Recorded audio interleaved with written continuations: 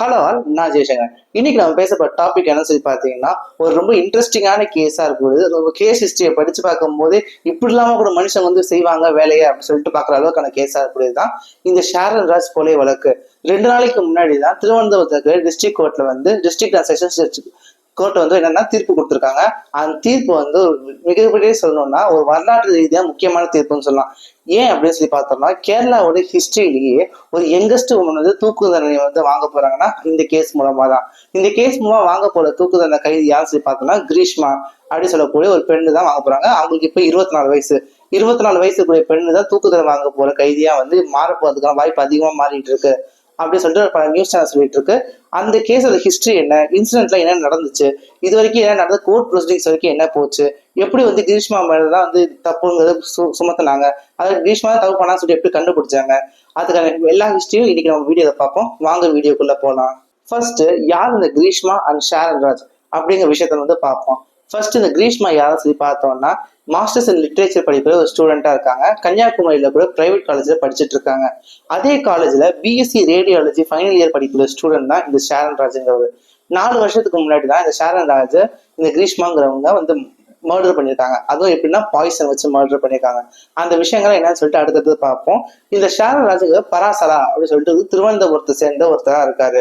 அந்த கிரீஷ்மாவும் பார்த்தீங்கன்னா அவங்களும் ஒரு மலையாளி தான், அதே ஏரியா சேர்ந்தவங்க தான் இருக்காங்க. இவங்க 2 பேருமே கிட்டத்தட்ட திருவனந்தபுரத்து பக்கத்துல இருக்கவங்க தான்.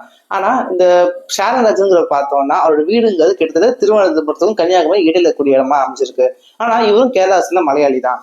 இப்படிப்பட்ட நிலையில தான் இவங்களுக்கு பத்தியான கேஸுங்க நடந்துட்டு இருக்கு. இதுல நம்ம இன்னொரு முக்கியமான ஆள் யாரு தெரிஞ்சுக்கணும்னா, நிர்மல் குமரன் நாயர் அப்படின்னு சொல்லிட்டு இருக்கக்கூடிய ஒருத்தர் தான் இந்த விஷயத்தை தெரிஞ்சுக்க வேண்டியவர். இவர் யாருன்னு சொல்லி பார்த்தா கிரீஷ்மாவோட தாய் மாமனா இருக்கக்கூடியவர். இவர் தான் என்ன பண்ணிருக்காருன்னா, கிரீஷ்மாவுக்கு இந்த ஷாரன் ராஜை கொலை பண்றதுக்கான ஐடியாக்கள் வந்து கொடுத்துருக்காரு. அவர் எப்படி ஐடியா கொடுத்தாரு, என்ன வகையில ஐடியா கொடுத்தாங்க, எதனால இது மாதிரி ஐடியாவுக்கு வந்து மாறினாங்க, ஏன் ஷாரன் ராஜை கொலை பண்ணணும், அதுக்கான விஷயங்களை அடுத்தடுத்து பார்ப்போம் வாங்க. முதல்ல பார்த்தோம்னா, ஷாரன் ராஜ் அண்ட் கிரீஷ்மா இவங்க 2 பேருமே இவங்க 2 பேருக்குள்ள ஒரு நல்ல ரீதியிலான அண்டர்ஸ்டாண்டிங்ல தான் லவ் போயிட்டு இருக்கு அப்படிங்கிற நினைப்புல இருந்தாங்க. அதுக்கு அடுத்துதான் ஒரு முக்கியமான திருப்பங்கிறது கிரீஷ்மாவோட வாழ்க்கையில நடக்குது. என்னன்னு சொல்லி பார்த்தோம்னா, கிரீஷ்மாவோட வீட்டுல கிரீஷ்மாவுக்கு மாப்பிள்ளை பார்க்க ஆரம்பிக்கிறாங்க. கடைசி ஃபைனல் இயர்ல படிச்சிருக்கக்கூடிய ஷாரன் ராஜை நம்பி வாழ்க்கையை வந்து ஒப்படைக்க முடியுமா தன்னோட வாழ்க்கையை சொல்லிட்டு நினைச்சிருக்கும் கிரீஷ்மாவுக்கு இந்த இந்த திருப்பங்கிறது வாழ்க்கையை ரொம்ப நல்லதா அமையும் சொல்லிட்டு நினைச்சிட்டு இருக்காங்க. அப்படி பார்த்தா அவங்களுக்கு வந்து ஷாரன் ராஜோட ஒரு நல்ல இடத்துல இருந்து ஒரு நல்ல மாப்பிள்ளையா வரக்கூடிய ஒரு மாதிரி நல்ல வந்து அந்தஸ்து இருக்கக்கூடிய ஒருத்தர் வந்து மாப்பிள்ளையா வராரு. நல்ல சம்பாதிக்கக்கூடிய ஒருத்தர், அது மாதிரி சம்பாதிக்கக்கூடிய ஒருத்தர்னால அவங்க வாழ்க்கை வந்து நல்லபடியா செட்டில் ஆயிடும் அப்படின்னு சொல்லிட்டு கிரீஷ்மா வந்து கொஞ்சம் கொஞ்சமா நினைக்க ஆரம்பிக்கிறாங்க. ஆனா இந்த மாதிரி கட்டத்திலயும் பார்த்தோம்னா ஷாரன் ராஜ் கிரீஷ்மாவும் நல்லபடியா லவ் பண்ணிட்டு இருக்காங்க. அது மட்டும் இல்லாம இவங்க 2 பேரும் அடிக்கடி மீட்டப் பண்ணிக்கிறது, அடிக்கடி வந்து மீட் பண்ணி பார்த்து பேசிக்கிறது, இது மாதிரியான விஷயங்கள் ஈடுபட்டு இருக்காங்க.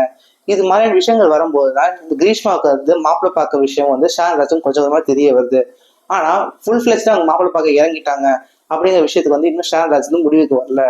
சரி, மாப்பிள்ளை பார்க்கறதா நான் வீட்டுல இருந்து பேசுறேன் அப்படிங்கிற மாதிரியான நிலைமையில தான் ஷாரன் ராஜுங்கிறது இருக்காரு. இந்த மாதிரியான மாப்பிள்ளை பார்க்க விஷயம் ஆரம்பிச்சதுக்கு அப்புறம் அதே சமயம் கிரீஷ்மா வந்து அவங்களோட இன்ட்ரெஸ்ட் வந்து ஷாரன் ராஜ் கிட்ட கொஞ்சம் கொஞ்சமா விலகிக்க ஆரம்பிக்கிறாங்க. இது வந்து பார்த்துட்டு போய் ஷாரன் ராஜ் வந்து ஏன் என்ன லவ் பண்ண மாட்டேங்குது அப்படின்னு சொல்லிட்டு கேட்க ஆரம்பிக்கிறாரு.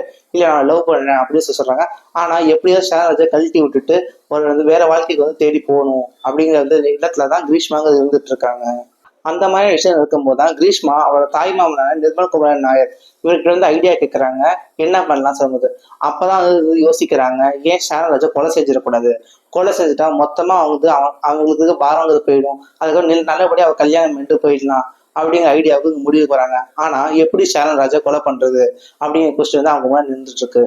ஷாரன் ராஜை கொலை பண்ணலாம் சொல்லி முடிவு பண்ணக்கூடிய கிரீஷ்மாவும் அவரோட தாய் மாமாவும் எப்படி கொலை பண்ணலாம் சொல்லி ஐடியா வைக்கும் போதுதான் அவங்க யோசிக்கிறாங்க, சாப்பிட்ற சாப்பாட்டுல விஷத்தை கலந்து கொண்டுடலாம், இது மாதிரி செஞ்சா அவங்க மேல எந்த ஒரு குற்றமும் வராது, பழியும் வராது அப்படின்னு சொல்லிட்டு யோசிக்க ஆரம்பிக்கிறாங்க.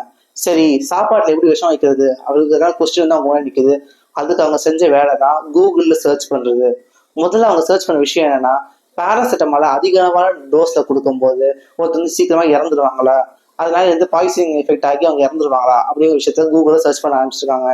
அது மாதிரி சர்ச் பண்ணும்போது அது நிகழ்றதுக்கான வாய்ப்பு அதிகமா இருக்கு சொல்லிட்டு கூகுள் சொல்லவும் அதெல்லாம் என்ன பண்ணிருக்காங்க, ஃபர்ஸ்ட் வந்து ஜூஸ்ல வந்து கொஞ்சம் பேராசிட்டமால் கலந்து வந்து கொடுத்துருக்காங்க, இது மாதிரி பாய்சன் எஃபெக்ட் பண்ணி கொடுக்கறதுக்காக.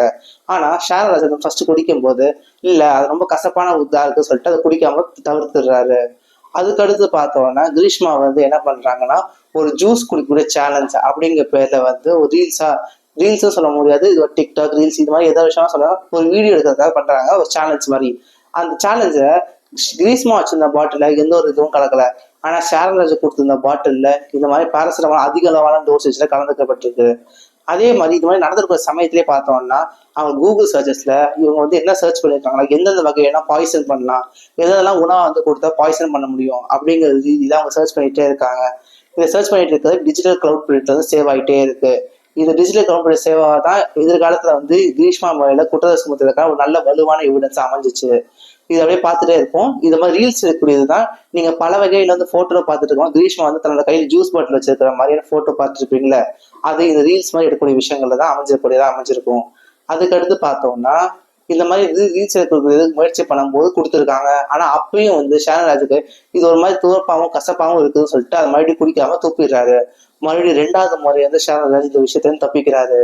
இந்த விஷயம் வந்து கிரீஷ்மாவுக்கு இன்னும் பல வகையில கோவத்தை ஏற்படுத்துது. என்ன இவனை கொலை பண்ணிலாம் நினைச்சிட்டு இருக்கோம், ஆனா இவன் தப்பிச்சு போயிடுறானே அப்படிங்கிற ரீதியெல்லாம் வந்து அவங்க மனசு வந்து ரொம்பவே வந்து கோவப்பட ஆரம்பிக்குது. இப்பதான் அவங்க வந்து இன்னும் கொஞ்சம் அதிகமான அளவுல மாஸ்டர் பிளான் போட ஆரம்பிக்கிறாங்க. இப்படி ஷேரன்ராஜை இன்னைக்கே வந்து கொலை பண்ணணும் அப்படிங்கிற ரீதியில அவங்க வந்து யோசிச்சு முடிவு எடுக்கிறாங்க. அதுக்கு அவங்க செய்யக்கூடிய விஷயங்கள் தான் அடுத்தடுத்து பார்ப்போம். இது மாதிரி ரீதியில போயிட்டே இருக்கும்போது கிரீஷ்மாவுக்கும் அவரோட தாய்மாவும் நிர்மல்குமார் நாயர் இவங்க 2 பேரும் என்ன பண்றாங்கன்னா கூகுள்ல சர்ச் பண்றாங்க. ரொம்ப ஸ்ட்ராங்கான மெடிசனா இருக்கணும். அது வந்து கிட்டத்தட்ட சொல்லணும்னா ஒரு நாட்டு மருந்து ரீதியாக தயாரிப்பிடிக்க வந்து வகையில இருக்கக்கூடிய பாய்சனா இருக்கணும். இது மாதிரி ரீதியை தயாரிக்க முடிஞ்சு அதே சமயம் அது கசப்பு வந்து அந்த அளவுக்கு தெரியாத மாதிரியும் இருக்கணும் அடிச்சு சர்ச் பண்றாங்க. ஆனா கசப்பு தெரியாத மாதிரி வந்து இந்த பாய்சன்ங்கிறது உருவாக்க முடியாது.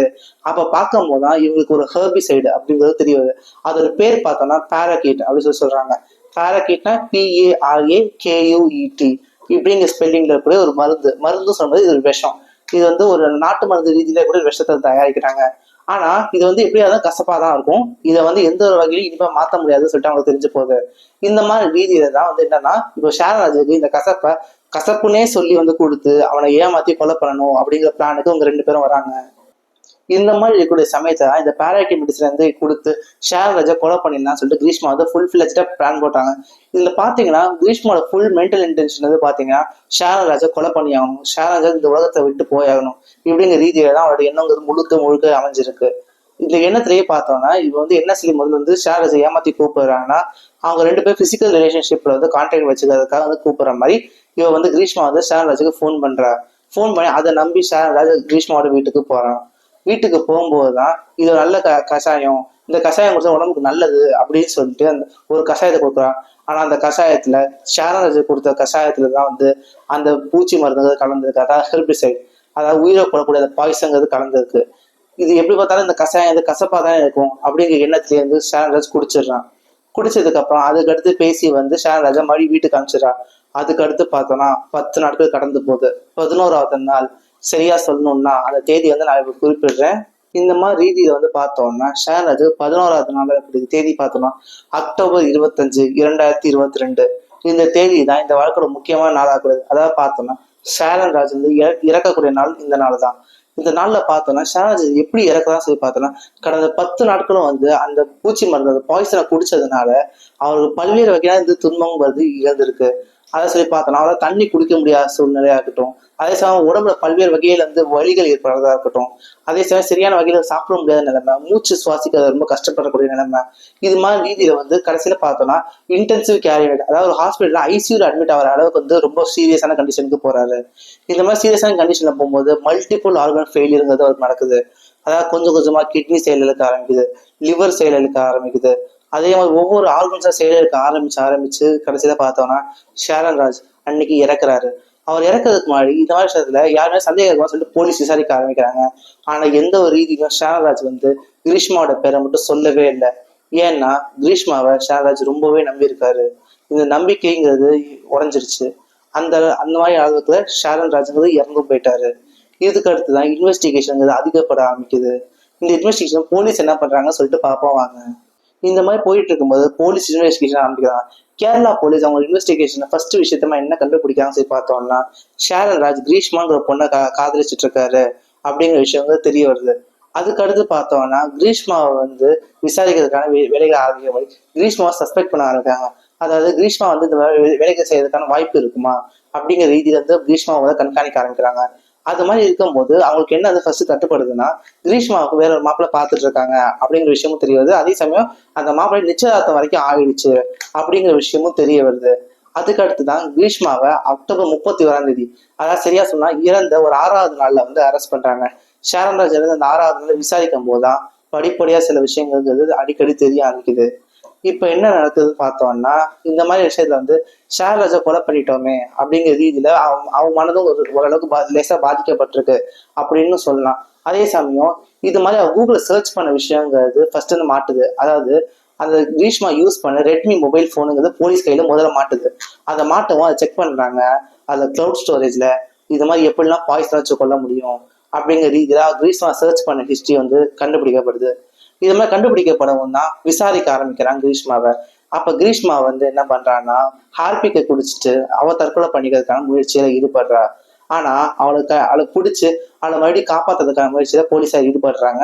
அந்த மாதிரி ரீதியில முயல் படும் போது அந்த கிரீஷ்மா வந்து அவள் டெத் சென்டென்ஸ் கொடுக்குற மாதிரியான ரீதியில வந்து அவ வந்து அக்செப்ட் பண்ணிக்கிறா. ஷாரன்ராஜுக்கு அவ பாய்சன் வச்சு கொலை பண்ணா அப்படிங்கிற விஷயத்த. இதோட ரீதியோட இன்னும் கண்டினியூ ஆயிட்டே இருக்கு. கிரீஷ்மாவோட சைட்ல ஒரு டிஃபென்ஸா என்ன சொல்றாங்கன்னா, இல்ல அது வேற ஒரு விஷயத்துக்காக சர்ச் பண்ண பேரசமா ஃபீவருக்கு எடுக்கிறதுக்காக கூட அதை பத்தி சர்ச் பண்ண வாய்ப்பு இருக்குல்ல அப்படின்னு சொல்லும்போது தெளிவா வந்து ப்ராசிக்யூஷன் சைட முன்வாதம் என்னன்னு சொல்லி பார்த்தோம்னா, இது மாதிரி வந்து தனக்கு பாதிப்பு ஏற்படுற வகையில வந்து இத்தனைக்கு இது படிச்ச பொண்ணு இது மாதிரி பாய்சன் எஃபெக்ட் ஆகும் சொல்லிட்டு அதுவும் 2 மணி நேரம் இந்த விஷயத்த வந்து சர்ச் பண்ண செஞ்சிருப்பாங்க அப்படின்னு சொல்லிட்டு ஒரு கொஸ்டின் பண்ணி வைக்காங்க. இது வேலிடான கொஸ்டினா தானே இருக்கு. நீங்களே யோசிச்சு பாருங்க. யாராவது பேராசிட்டமால் பாய்சன் ஆகுமா, அது பேரசிட்டமால் நிறைய வகையில சாப்பிட்டா பாய்சன் ஆகுமா அப்படி 2 மணி நேரமா யாராவது கூகுள் சர்ச் பண்ணுவாங்க. இந்த கேஸ் எங்க வருதுன்னு சொல்லி பார்த்தோம்னா, நெய்யாட்டிங்கரை அடிஷனல் டிஸ்ட்ரிக்ட் செஷன்ஸ் கோர்ட்ல தான் வருது. இந்த நெய்யாட்டிங்கரைங்க பேரை வந்து நீங்க ஏற்கனவே முன்னாடி கேள்விப்பட்டிருக்கலாம். நம்மளோட கோபன் சுவாமி கேஸ் வந்து வரக்கூடிய ஊர் தான் இந்த நெய்யாட்டிங்கரைங்கிறது. அதே ஊர்ல தான் இந்த கேஸுங்கிறது நடக்க வருது. அதே ஊர்ல போய் டிஸ்ட்ரிக்ட் செஷன்ஸ் கோர்ட்ல தான் இந்த கேஸ் நடக்கப்படுது. அதாவது சொன்னா டிஸ்ட்ரிக்ட் அடிஷனல் செஷன்ஸ் கோர்ட், அங்கதான் இந்த கேஸுங்க ட்ரையலுக்கு வருது. ட்ரையல்ல வரும்போது சொல்லி பார்த்தோம்னா பல்வேறு வகையான விஷயங்கள் வந்து முதல் தெரிய வருது. அதாவது கிரீஷ்மாவுக்கு அவரோட தாய் மாமாவான நிர்மல்குமார் நாயர் இவர் தான் ஹெல்ப் பண்ணியிருக்காருன்னு விஷயம் தெரிய வருது. அதே மாதிரி கோபன் சுவாமியோட கேஸ் பார்த்தோம்னா நம்ம யூடியூப் சேனல்லேயே வந்து இதுக்கான வீடியோ வந்து முன்னாடியே போட்டிருக்கோம். இந்த வீடியோ கூட நல்ல வகையில் ரீச் ஆயிருக்கு. அந்த வீடியோவை நம்ம சேனல்ல கூட போய் நீங்க பார்த்துக்கலாம். இதே மாதிரி சமயத்துல பார்த்தோம்னா இந்த கிரீஷ்மாங்கிறவங்க என்ன செய்யறாங்க அப்படிங்கிற வேலையை பார்த்தோம்னா இம்ப்ரவைசேஷன்லேயே வந்து இந்த ட்ரையல் வந்து தெரிய வருது. என்னன்னா இவங்க இந்த மாதிரி கூகுள சர்ச் பண்ணது, அதாவது இன்டர்நெட்டை சர்ச் பண்ண விஷயங்கள் தான் இந்த கேஸ்க்கான முக்கிய எவிடன்ஸ் அமைச்சிருக்கு. அதாவது எவிடன்ஸ் எப்படி சொல்லலாம், டிஜிட்டல் கிளவுட் பிரிண்ட் அப்படிங்கிற பேர்ல வந்து சொல்லலாம். அதாவது டிஜிட்டல் கிளவுட்ல வந்து சேவ் ஆகக்கூடிய விஷயங்கள் தான் இந்த விஷயமா இருக்காது. இந்த கேஸ்க்கான ஜஸ்டிஸா இருக்கக்கூடிய ஜட்ஜ் யாருன்னு சொல்லி பார்த்தோம்னா ஏடிஎம் பஷீர் அப்படின்னு சொல்லிட்டு இருக்கக்கூடியவர் தான் அதுக்கு ஜட்ஜா இருக்காரு. கோர்ட்ல இருக்க ஜட்ஜ் என்ன தெளிவா சொல்றாருன்னு பார்த்தோம்னா, இந்த கேஸ்ல எந்த ஒரு வகையிலுமே கிரீஷ்மா வந்து ப்ரொவோக் பண்ணப்படல.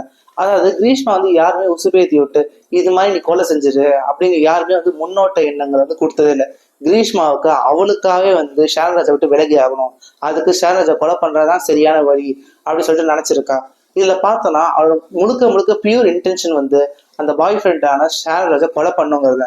ஏன் அப்படின்னு சொல்லி பார்த்தோம்னா அவளுக்கு இன்னொரு வாழ்க்கைங்கிறது நிச்சயிக்கப்பட்டு அதை காத்துட்டு இருக்கு. அந்த வாழ்க்கையை பிடிக்கிறதுக்காக இவன் வந்து கொலை பண்ணிடலாம்னு சொல்லிட்டு ஷாரன்ராஜ் அவர் வந்து கொலை பண்ணா சொல்லி முடிவு பண்றா. அது மட்டும் இல்லாம ஜட்ஜ் என்ன சொல்றான்னு சொல்லி பார்த்தோம்னா, இந்த கேஸ்ல முழுக்க முழுக்க வந்து அந்த ஷாரன்ராஜ்ங்கிறது கிரீஷ்மாவை முழுக்க முழுக்க நம்பியிருக்காரு. இது வந்து பார்த்தோம்னா கிரீஷ்மா செஞ்ச விஷயம் வந்து பிரீச் ஆஃப் ட்ரஸ்ட், அதாவது நம்பிக்கையை முழுக்க முழுக்க மோசடி செஞ்ச விதத்துல வந்து அமைச்சக்கூடிய கேஸா அமைஞ்சிருக்கு அப்படின்னு சொல்றாரு. அதுக்கு அடுத்து பார்த்தோம்னா இந்த கேஸ்ல கிரீஷ்மா வந்து குற்றவாளிங்கிறது நிரூபிக்கிறதுக்கு அந்த கிளவுட் ஸ்டோரேஜ்ங்கிறது மிகப்பெரிய ஆதாரமா அமைச்சதுனால அந்த கிளவுட் ஸ்டோரேஜ் தான் கடவுள் வந்து ஷாரன்ராஜ்காக ஜஸ்டிஸை வாங்கி கொடுக்குறாரு அப்படின்னு சொல்லிட்டு ஜட்ஜ் வந்து குறிப்பிட்டு சொல்றாரு அப்படின்னு சொல்லிட்டு இந்த கேஸ் நம்மளால பார்க்க முடியுது. இந்த மாதிரி ரீதியில பார்த்தோம்னா கிரீஷ்மாவுக்கு வந்து என்ன வந்து தீர்ப்பு கொடுக்குறாங்கன்னு சொல்லி பார்த்தோம்னா அதுக்கு வந்து கிரீஷ்மாவுக்கு என்னென்ன செக்ஷன்ஸ் வந்து தண்டனை கொடுக்குறாங்க அப்படின்னு சொல்லிட்டு பார்ப்போம். ஃபர்ஸ்ட் 302, அதாவது அட்டெம்ப்ட் டு மர்டர். அந்த அட்டெம்ப்ட் டு மர்டர்லயும் மர்டர் பண்ணியாச்சு. மர்டருக்கான punishment 302. 364 abduction with intent to commit murder. அதுக்கு அடுத்து 328, அதாவது poisoning a person with intent to murder. இந்த மாதிரியான செக்ஷன்ஸ் எல்லாம் கிரீஷ்மா மேலே கேஸ் போடப்படுது. அந்த செக்ஷன்ஸும் உறுதியாக்கப்பட்டு அதுக்கு தீர்ப்பு என்ன வழங்கப்படும் சொல்லி பார்த்தோம்னா கிரீஷ்மாவுக்கு கேபிட்டல் பனிஷ்மெண்ட், அதாவது தூக்கு தண்டனை வழங்கப்படணும்னு சொல்லிட்டு தெரிவிக்கிறாரு ஜட்ஜ் அவர்கள். இந்த மாதிரி தூக்கு தண்டனை வழங்கப்படும் சொல்லிட்டு அறிவிக்கிறது சொல்லிட்டு இந்த கேரளாவோட ஹிஸ்டரியிலே இது ரொம்ப முக்கியமான வழக்கா மாறுது. ஏன்னு சொல்லி பார்த்தோம்னா 24 வயசாகக்கூடிய கிரீஷ்மா வந்து முதல்ல வந்து ஒரு தூக்குதண்டனை குற்றவாளியா மாறுறாங்க. அது மட்டும் இல்லாம தண்டனை நிறைவேற்ற பற்றா கேரளாவோட வரலாறுலயே ரொம்ப இளமையான வயசுல தூக்குதண்டனை அனுபவிச்ச கைதிங்கிறது இவங்களா தான் இருப்பாங்க. இந்த தீர்ப்பு அறிவிக்கப்படவும் கிரீஷ்மாவோட சைட்ல ஒரு கிளைம் என்ன வைக்கிறாங்கன்னா, அவளோட அப்பா அம்மாவுக்கு வந்து அவங்க வந்து ஒரே மகளா இருக்காங்க. அது மட்டும் இல்லாம இவங்க நிறைய படிச்சிருக்கறனால இந்த சொசைட்டிக்கு உதவிகரமா இருப்பாங்க. அது மட்டும் இல்லாம இவங்க முதல் தடவை செய்யக்கூடிய குற்றம்னாலையும் இவங்களுக்கு மன்னிப்பு வழங்கலாம். அதாவது இது மாதிரி தூக்கு தண்டனை வழங்க, கேபிட்டல் பனிஷ்மெண்ட் வழங்காம லைஃப் இம்ப்ரிசன்மெண்ட், அதாவது வாழ்நாள் முழுக்க ஜெயில இருக்கிற மாதிரி, அதாவது வந்து ஜெயில கூட ஆயுள் தண்டனை கொடுக்கணும் அப்படிங்கிற வகையில வந்து கிளைம் வைக்கிறாங்க. அட்லீஸ்ட் இதாவது குறைச்சிருங்க அப்படின்னாலும் முன் வைக்கிறாங்க. ஆனா கோர்ட் ரொம்பவே தெளிவா சொல்லுது, இந்த கிரீஷ்மா வந்து முன்னாடியே உங்களோட பிளான் வந்து ரொம்ப இன்டென்ஷனலி வந்து கொலை பண்றதா தான் இருக்கு. அது மட்டும் நம்பிக்கையை கொடுத்து ஏமாத்தி கொண்டிருக்காங்க. இந்த மாதிரி விஷயங்கள்ல இந்த தண்டனை தான் சரியான தண்டனையா இருக்கும் அப்படின்னு சொல்லி அறிவிக்கிறாங்க. இந்த அறிவிப்பு வெளியானதும் கிரீஷ்மா கதறி அழுகுறாங்க. கோர்ட்டோட வாசகர் எல்லா இடத்துலயும் கேட்கிற மாதிரியான வகையில அவங்களோட அலறல் சத்தமும் அழுகை சத்தமும் கேட்டுக்கிட்டே இருக்கு. அதுக்கு அடுத்து இப்ப என்ன பண்றாங்கன்னா, அடுத்து இதுக்கான வந்து இம்ப்ளிமெண்டா அதே சமயம் வந்து அடுத்து மேல்முறையீடா அவங்க கேரளாவோட ஹைகோர்ட்டுக்கு போறாங்க. இதுதான் இப்போ வரைக்கும் இந்த கேஸ் நடந்தக்கூடிய விஷயமா இருக்கு. இந்த கேஸ்ல வந்து கிரீஷ்மாவுக்கு வழங்கப்பட்டிருக்கக்கூடிய இந்த கேபிட்டல் பனிஷ்மெண்ட் தூக்கு தண்டனை சரியா இருக்கும்னு நீங்க நினைக்கிறீங்களா? அதே சமயம் தூக்கு தண்டனை வந்து எந்த அளவுக்கு வந்து எஃபெக்டிவா வந்து ஒவ்வொரு குற்றவாளிகளுக்கும் இருக்கும். அதே சமயம் வந்து பாத்தீங்கன்னா இந்த மாதிரியான கேசஸ் வந்து தூக்கு தண்டனை வழங்குறது சரியான விஷயமா இருக்குமா அப்படின்னு சொல்லி நீங்க நினைக்கிறீங்கன்னா சொல்லிட்டு கமெண்ட்ல சொல்லுங்க. இதே மாதிரி நாளைக்கு வேற ஒரு தகவலோட வந்து உங்களை சந்திக்கிறேன். அது வரைக்கும் தேங்க்யூ.